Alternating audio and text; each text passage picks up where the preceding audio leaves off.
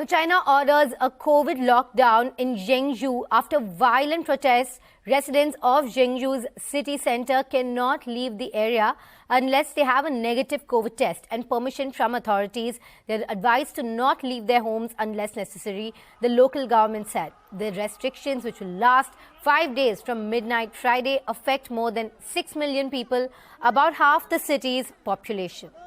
Now, the latest coming in is that China's COVID cases have jumped to a record high, topping that Shanghai outbreak. And this is a record high since the beginning of the pandemic. And as we know, China has a zero COVID policy, and there's a large-scale protest against these stringent measures.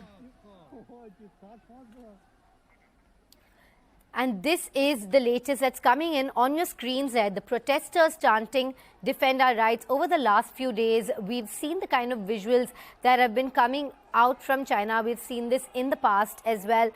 People literally jumping out of their buildings, angry protests. There's been unrest as well. And the Zhengzhou city is known actually as the iPhone city.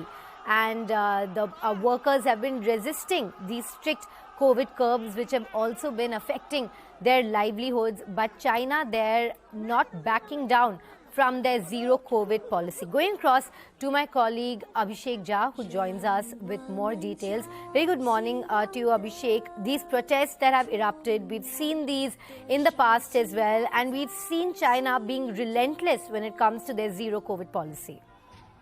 Of course, and we have seen in the past there has been multiple protests at multiple sites. The Foxconn factory premise where the protest has happened in the recent days, and the brutal repression by the Chinese authority. We have seen a scuffle happening between the workers from the factory and those health workers and health officials dressed in white suits, and the police officials also, holding some of the protesters and beating them, thrashing them.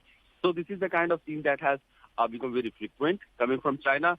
And not only this Foxconn, otherwise also there are multiple, about 10 to 20 cities, major cities of China that are in full lockdown, impacting day-to-day life of people.